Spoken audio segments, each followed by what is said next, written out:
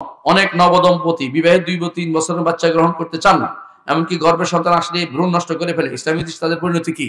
পরিণতি হচ্ছে আল্লাহর কাছে ধরা খাবেন। সন্তান প্রথম আবেগের সময় যদি না নেন, পরে আর হয় না, কান্নাকাটি করে, এরপরে শিরিক করতে কোথায় চলে যায়? শাহজালাল ওই ঘুরে, মনে করে মাজারে মাজারে ঘুরে, হ্যাঁ, এরপরে মাজারেও ঘুরে, বাজারেও ঘুরে, হ্যাঁ, টাকা পয়সা খরচ করে, বৈদ্যেরও দেয়, হাকিমেরও দেয়। প্রিয় ভাইরা, সন্তান আসার পথ বন্ধ করা জায়েজ নাই। সন্তান আসতে যে যত কথাই বলুক, শাশুড়িকে খুশি করার জন্য কিছু করবেন না, নিজের মা বাবাকে খুশি করার জন্য কিছু করবেন না। সন্তান আসার পথ বন্ধ করবেন না, সন্তান আসতে দেন। আল্লাহ তাআলা যেটা দিয়েছেন সেটা নেন, এটা আল্লাহর পক্ষ থেকে বড় নিয়ামত। এটাকে যে ব্যক্তি অবজ্ঞা করবে, এমন একটা সময় আসবে সন্তান সে পাবে না, কান্নাকাটি করেও তার কোনো লাভ হবে না। আমি অনেক ভাইকে দেখেছি, সন্তান মারার জন্য ওষুধ খাইয়েছে, শেষ পর্যন্ত সন্তান মরে নাই, দুনিয়া আসার পরে এইটাই হয়েছে, আর কোনো সন্তান হয় নাই। তখন আমি আমার একদম বলছিলাম, ভাই আপনি যে ওষুধ খাওয়াইছিলেন, ভাই আর কারো কোয়েন না, মানে কারো কোয়েন না, আমি যে বিপদে পড়ছিলাম, আমি ছেলেরে কয়ে দেবো, তোর বাপ কিন্তু তোরে চাই নাই, কয়ে দেবো, না কোয়েন না, কয়ে দেবো, তুই একাম করছিলি। বুঝছেন কথাটা? মানে ওষুধ খাওয়াইছে তো মরে নাই সন্তান, আল্লাহ তাআলা তার জীবিত রাখছে। বুঝছেন? অনেকে এটা করে থাকেন। মাদেরকে বলবো, কোনোভাবে রাজি হবেন না, কোনোভাবে রাজি হবেন না। আপনাকে জোর করা হলে এর জন্য আপনি মুক্তি পাবেন, ইচ্ছাকৃত রাজি হলে আপনিও গুনাহগার হবেন।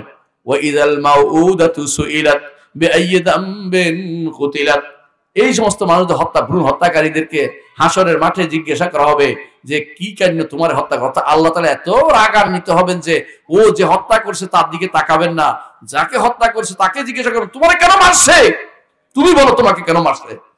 এই জন্য ভ্রূণ হত্যাকারী ওরা কি করে, ইউরোপ আমেরিকা জানোয়াররা, এই জানোয়ারগুলি আছে ইউরোপ আমেরিকাতে, ওরা কি করে, সন্তান হইলে পয়সা দেয়, আর আমাদের দেশে সন্তান মেরে ফেললে পয়সা দেয়। জানোয়ারগুলো শয়তানি শুরু করছে কেন? ওরা জানে যে মুসলিমদের সংখ্যা বেড়ে যাচ্ছে। এরা এই জন্য আমাদের দেশে তথাকথিত, আপনাদের কাছেই ছিল মানিকগঞ্জে বিশাল এক জায়গা নিয়ে বসে আছে, অমুক অমুক ফাউন্ডেশন, আ ফাউন্ডেশন, বুঝছেন তো? হ্যাঁ, আ ফাউন্ডেশন চিনেন? হ্যাঁ, চিনেন কিনা? আ ফাউন্ডেশন, আয়েশা আবেদ ফাউন্ডেশন। এটার মালিক যে ছিল নাম কি বুঝেন তো? কি বলতো এটারে?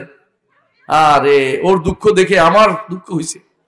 হ্যাঁ, ওই বিটের রানী লাঠি দিয়ে তারে পিটাচ্ছে, সে সেজদা করে বইয়ে পড়ে রয়েছে। কি জন্য? নাইট উপাধি পাওয়ার জন্য। নাইট কই গেছে? এখন কবরে গেছে, আল্লাহর কাছে যাইতে হয়েছে, রানীর কাছে যায় নাই। হ্যাঁ, ওখানে যাই একসাথ হইতে পারে যদি ঈমান না থাকে, তওবা করে না গেলে ওখানে একসাথ হবে, কোনো সমস্যা নেই। মানে জাহান্নাম সব, হ্যাঁ, ধর্ম নিরপেক্ষবাদীদের জায়গা, ওখানে একসাথে হবে, কোনো সন্দেহ নেই। মনে রাখবেন, এরা কি করছে, একদিন টিভিতে বলতেছে আমি জনসংখ্যা কমিয়ে 3% নামিয়ে আসছি। জনসংখ্যা কমাইছে, ওরা কমাইছে কেন?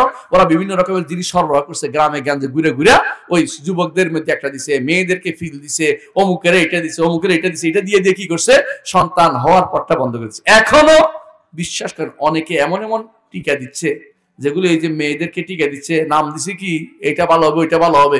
আমার কাছে এখনো সন্দেহজনক যে এটা কি কোনো এমনও হইতে পারে যে এরা বন্ধাকরণের কাজ করতেছে কিনা। এই জন্য বন্ধাকরণের বিষয়ে সাবধান থাকবেন।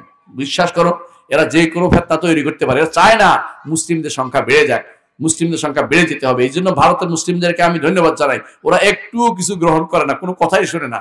আমার এক বন্ধু ছিল, 11 জন সন্তান ছিল। বলছিলাম আমার এক বন্ধু ছিল ওবায়দুল্লাহ নাম, আমরা তাকে বলতাম যে আদম, কারণ আদম আলাইহিস সালাম থিসিস লিখছে এই জন্য। তো সে দেখলাম মদিনাতে আছে, তার সন্তান 11 জন, বউ একটাই। তো আমরা বলতাম যে মাশাআল্লাহ, যে আমাদের দেশে আমরা সবাইকে একে অপরকে বলি সন্তান বেশি নিবে, যাতে করে ভবিষ্যতে মুসলিমরা বেড়ে যায়, হিন্দুরা কমে যায়। কারণ হিন্দুদের মধ্যে অনেক রকমের রেশম রেওয়াজ আছে, কি এই তিথি ওই তিথি মানতে গিয়ে ওদের অবস্থা খারাপ, বুঝলেন না কথাটা? এই মুসলমানরা তিথি মিথি মানে না, আল্লাহ তাআলা তাদের সন্তান দিচ্ছে। আলহামদুলিল্লাহ, আল্লাহ তাআলা সন্তান বেশি নিবেন। মুহাম্মদ রাসূলুল্লাহ সাল্লাল্লাহু আলাইহি ওয়াসাল্লাম বলেছেন, আমি কি করব, তোমরা সন্তান হয় এমন নারীদের বিয়ে করবা, কারণ আমি হাসরের দিন বেশি ইমানদার নিয়ে গর্ব করতে চাই, বেশি সন্তানে আমার অনুসারী অনেক বেশিটা নিয়ে গর্ব করতে চাই।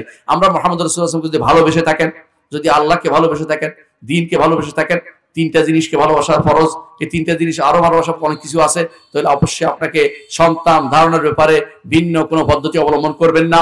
অবশ্যই আপনাকে সন্তান আসার পথটা উন্মুক্ত রাখতে হবে। আল্লাহ আমাদের বুঝার তৌফিক দান করুন।